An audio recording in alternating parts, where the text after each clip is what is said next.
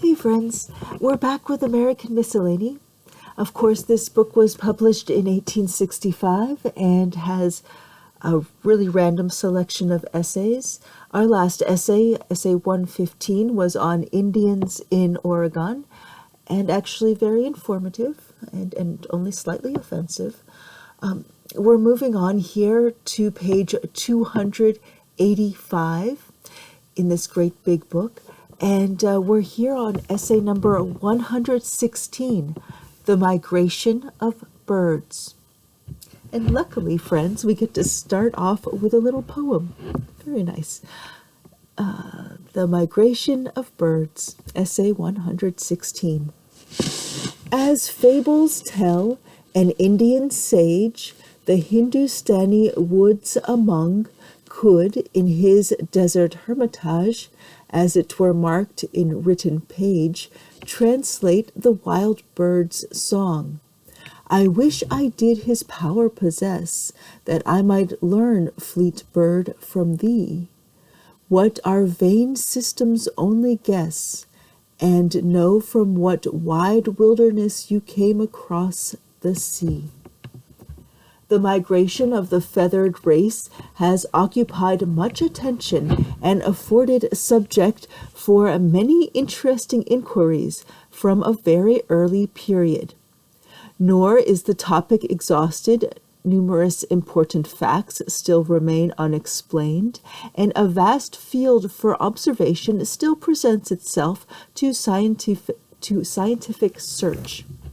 Birds migrate northward and southward, so that there is in our latitudes at least a periodical ebb and tide of spring and winter visitors. The former gradually work their way as the season advances from the warm regions of the south, where they have enjoyed food and sunshine and have escaped the rigors of our winter, and arrived here to cheer us with their songs and to make our summer months still more delightful. The latter, being inhabitants of the Arctic Circle, and finding in the forests and morasses of that region a sufficient supply of food in summer, are only led to quit their homes when the early winter begins to bind up the lakes and the surface of the earth, and to deprive them of sustenance. It is then that they seek our milder shores, and accordingly, at the season when our summer visitants are leaving us to proceed on their journey southward, these songless inhabitants of the north arrive to take their places and to feed on such winter fruits and berries, and such insects and aquatic plants as are denied to their own inhospitable climate. These visitors, though mute, are of no mean value, for many of them are esteemed as delicate food, and in consequence the redwing, field-fare, woodcock, snipe, widgeon, etc., are wont to receive homage and admiration from those who could listen to the sweet warblings of the nightingale or the tender cooings of the turtle-dove with perfect indifference. The visits of these birds, as well as those from the south, depend greatly on the state of the weather, which appears to hasten or retard their flight, as the season may be. Thus, we often find that a few of our summer birds leave the main body and arrive sooner than the rest, while the others have been kept back by a sudden return of unfavorable weather, according to the adage, "One swallow does not make a summer." It is a singular fact that the early comers are male birds, arriving, as it would seem, in search of a fit spot to which to introduce their mates. The bird catchers are aware of this and prepare their traps accordingly, so that the nightingales and other singing birds are often snared on their first arrival and spend the short remainder of their lives in captivity. Many birds return not only to the same country, but to the very spot that they left in the preceding season.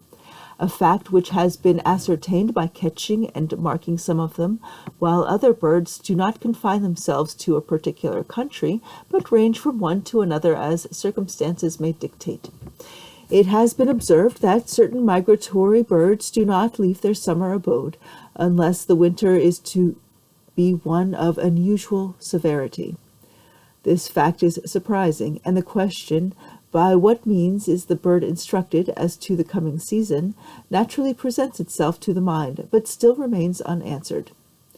What their instinctive knowledge is, and whether they have any power of reflecting on the phenomena by which they are surrounded, will ever probably be a mystery to us.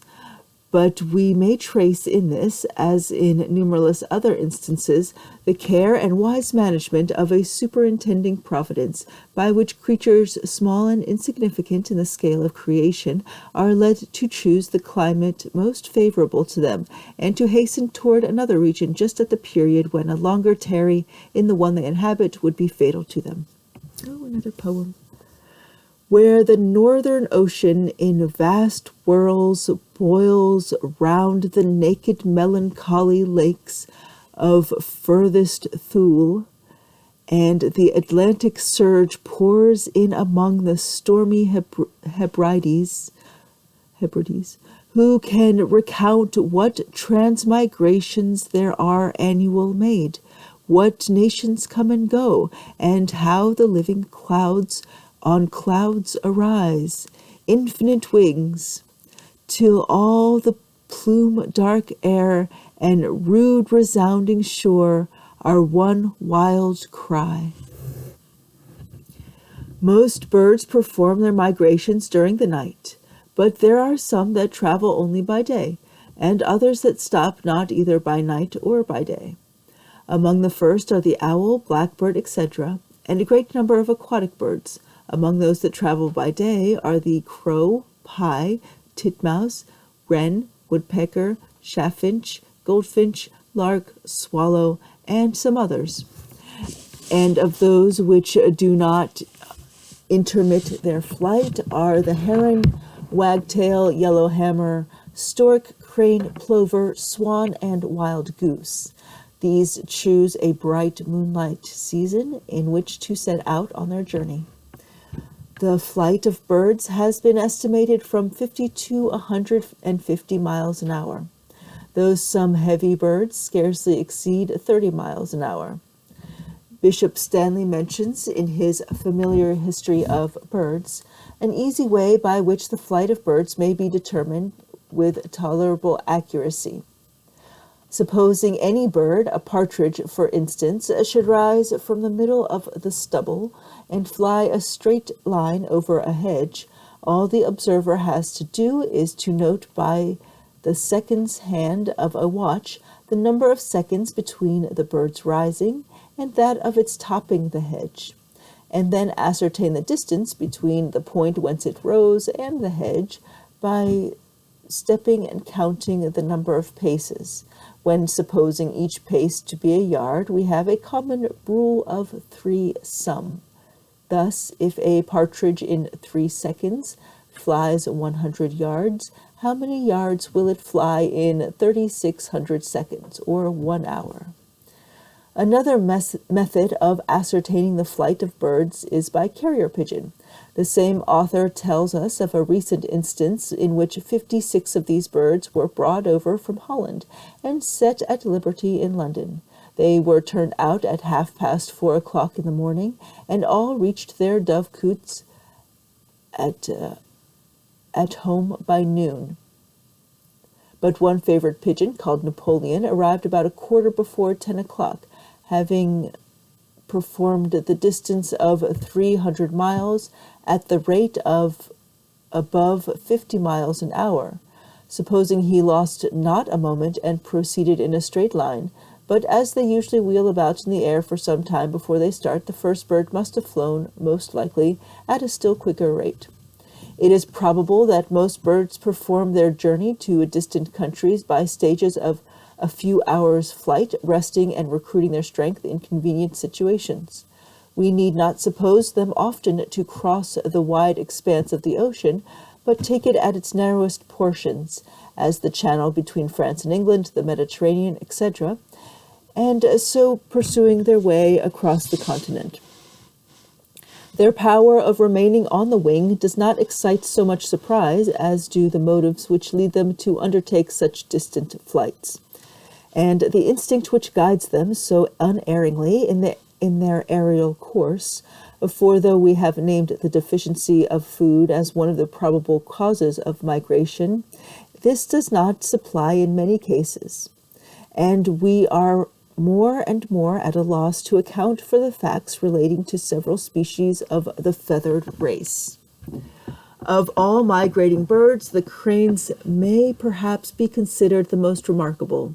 They seem to be most endowed with foresight and have every appearance of consultation and regular preparation for the time of their departure.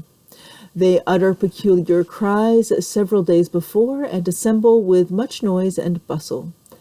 They then form themselves into two lines, making an angle, at the vortex of which one of their number, who is looked upon as the general director of their proceedings, takes his place. The office of the leader seems to be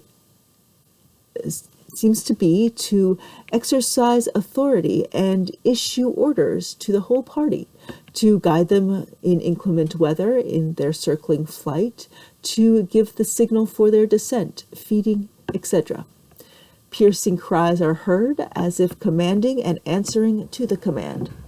If the leader grows tired, his place is taken by the next bird, when he retires to the end of the line, and thus their orderly flight is accomplished.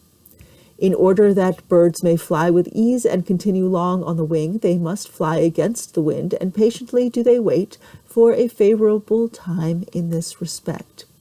The sudden change of the wind will sometimes cause numbers of quails, which are heavy in their flight, to be drowned in crossing the Mediterranean Sea. Yet there are certain seafaring birds so wonderfully endowed as to remain almost continually on the wing, and which are often found at the distance of more than 1,000 miles from land. The gigantic albatross is one of these, with its enormous expanse of wing measuring 14 feet or even more from tip to tip. But the bird which surpasses all others in its power of flight is the frigate bird, which seldom visits the land except at the breeding season, and is never seen to swim or rest upon the waters. With such an instance of adaptation to the regions of air, we need no longer wonder at the power by which our birds are enabled to remain so long on the wing as to perform their periodical migration to other lands. And we close with another poem. Ye tell us a tale of the beautiful earth, birds that oversweep it in power and mirth, yet through the wastes of the trackless air ye have a guide, and shall we despair? Ye over desert and deep have passed, so shall we reach our bright home at last.